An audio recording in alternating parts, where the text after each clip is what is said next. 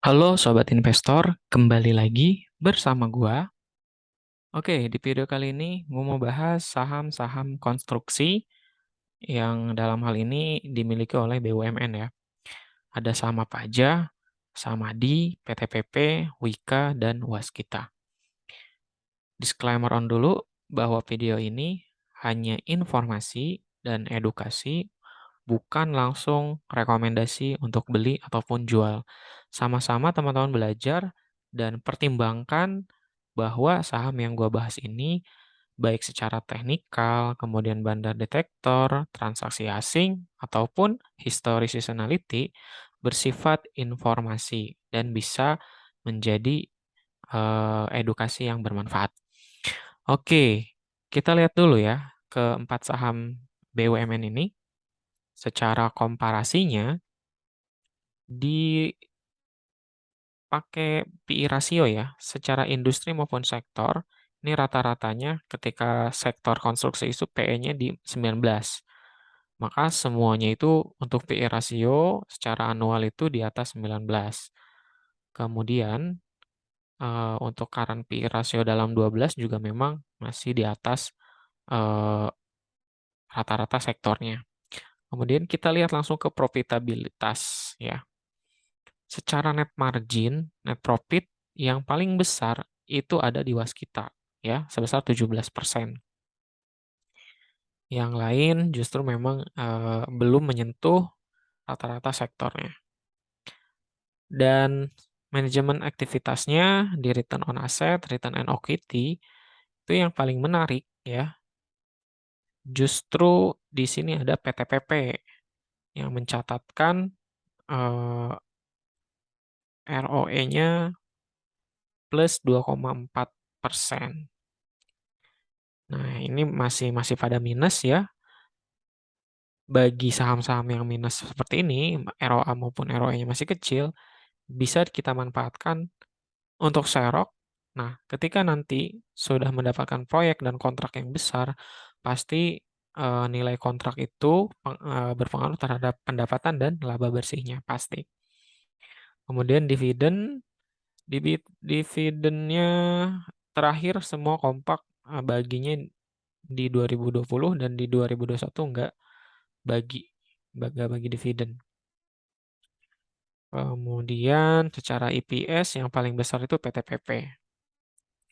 Kemudian secara net income 12 bulan justru malah besar PTPP.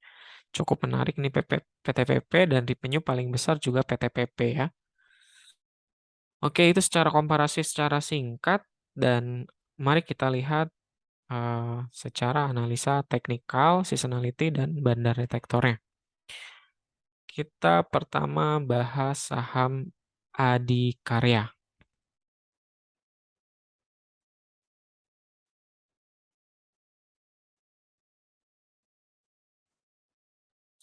Saham Adikarya.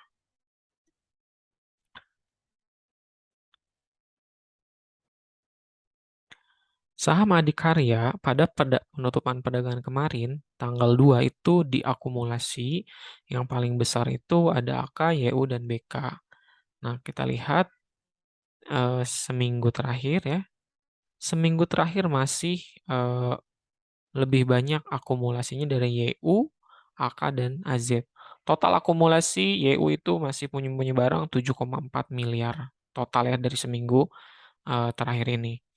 Nah, kalau dilihat dari pergerakan candle, di sini memang masih belum break ya, atau masih gagal break, masih belum menembus resistennya.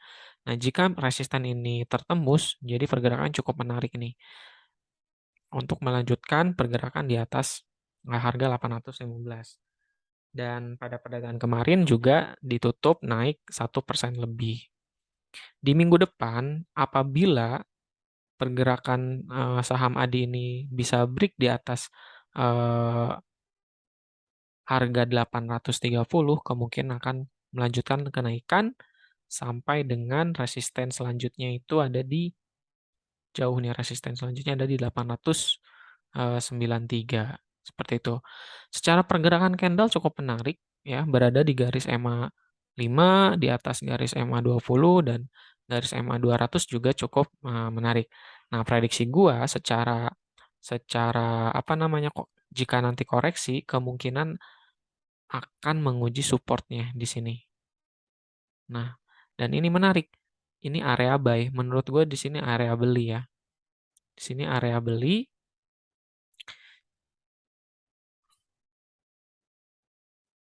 Area beli di sini dia gua kotakin di sini. Jika nanti dikasih kesempatan untuk apa namanya untuk koreksi. Nah, kita lihat secara seasonality Agustus September. Di September itu justru probability-nya juga kecil. Kita kita boleh lah, kita boleh siap-siap untuk serok di September dan sampai akhir tahun kemungkinan ya bisa naik lagi seperti itu. Jika intinya itu, kalau misalnya masih gagal break secara pergerakan dari Agustus itu ini apa namanya masih sideways ya, masih belum menembus garis resistennya.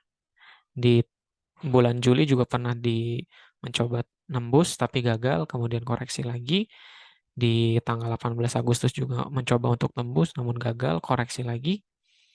Dan sekarang juga mencoba untuk tembus, kita lihat di minggu depan kalau misalnya tembus kemungkinan bisa naik lagi. Bagaimana jika ada penurunan koreksinya? Koreksinya di antara 5 sampai 7% ya. Di antara ini yang gua harus area buy atau di support terkuatnya itu ada di 716. Jika nyampe tembus 716, saham ini cukup menarik ya. Karena saham-saham konstruksi itu banyak sentimennya untuk pembangunan IKN.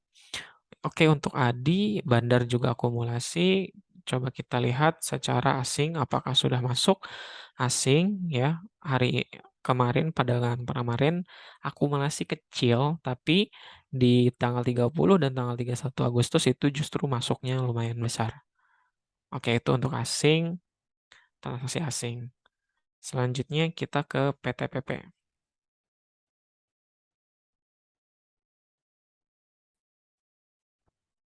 Nah, ini PTPP. PTPP masih belum bisa break di atas supportnya. Supportnya itu ada di mana? Kita tanda ya. Support terkuatnya di sini. Di seribuan ya. Di seribuan. Jika PTPP mampu nanti menembus harga 1000, kemungkinan bisa lanjut ke harga 1050 sampai 1100-an. Nah, asing seminggu terakhir atau bandar itu akumulasi banyak. Top akumulasinya itu ada AK, BB, dan BK. Kemudian kita lihat transaksi asing. Sama asing juga memang seminggu terakhir justru lebih banyak mengakumulasi saham PTPP dibandingkan saham ADI ya. Dan ini juga terbentuk cup, kemudian cup. Ini justru kalau memang digambarkan cup dan handle sudah break di atas resisten, tetapi ada koreksi lagi. Ada koreksi secara umum, ini secara garis EMA 20, EMA 100, dan EMA 5, candle break-nya bagus di atas garis tersebut. Nah, menarik jika nanti di sini itu nanti ya di September itu cenderung untuk koreksi. Coba kita lihat secara seasonality-nya. Ya, betul. September seasonality-nya koreksi. Jadi siap-siap kita beli jika menembus di bawah atau candle-nya break di bawah garis MA 20 seperti itu. Itu area buy-nya untuk area cicil. Karena apa? Karena di Oktober, November sampai akhir tahun itu bagus probability-nya ya. Bandar akumulasi, asing akumulasi, jadi tinggal tunggu harga naik saja. Kemudian selanjutnya ada waskita.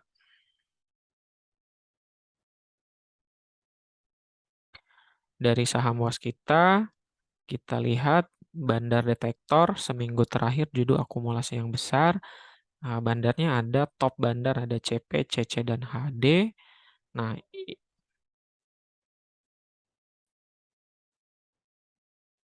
Saham waskita seminggu terakhir justru banyak diakumulasi oleh Bandar dan kita lihat transaksi dari asing.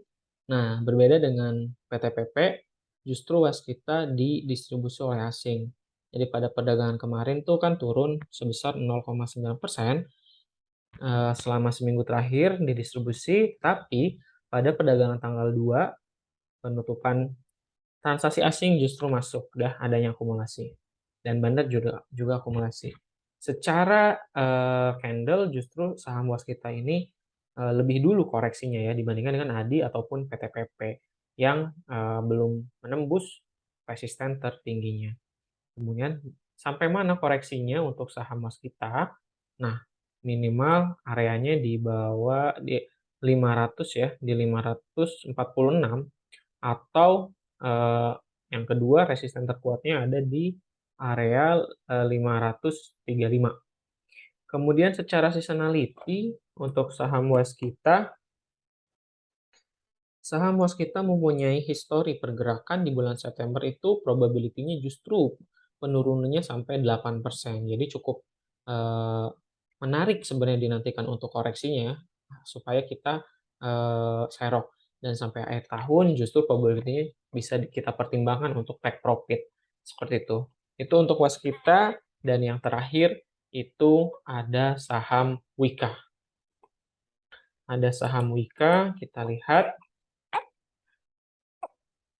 ada saham Wika. Saham Wika secara Bandar Detektor justru seminggu terakhir diakumulasi. Jadi semuanya ADI, PTPP, Wika itu semuanya diakumulasi ya. Kemudian kita lihat secara transaksi asing. Nah, beda nih dengan ADI dan PTPP, Wika dan Waskita justru dilepas oleh asing. Meskipun memang sempat ada akumulasi, secara rata-rata memang justru asing belum banyak mengakumulasi saham.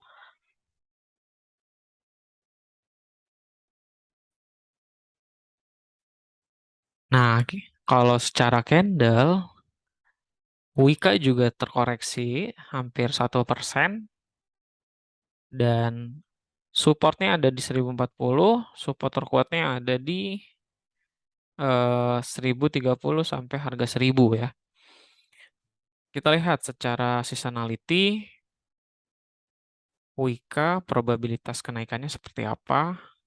Kalau tadi ADI, PTPP, Waskita itu probability di September itu cukup kecil ya. Kenaikannya tidak begitu banyak.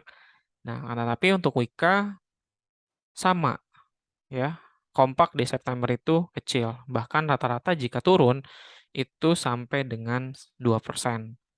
Nah, ini kesempatan Oktober ataupun sampai akhir tahun kita bisa take profit dan kesempatan untuk serok di bulan September. 1% tuh sampai jika dihitung dari harga sekarang sampai mana? 1% itu ya ini di antara harga 1020 sampai 1050. Di situ kita udah area buy ya. Perhitungannya seperti itu.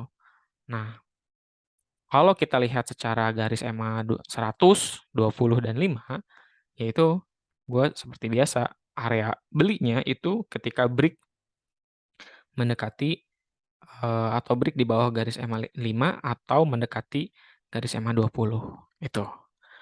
Oke, kesimpulannya, baik ADI, PTPP, Wika, dan Waskita itu semuanya sempat mulai diakumulasi oleh Bandar, tetapi khusus untuk PTPP memang lebih banyak diakumulasi oleh asing. Mudah-mudahan bermanfaat. Terima kasih. Sampai jumpa.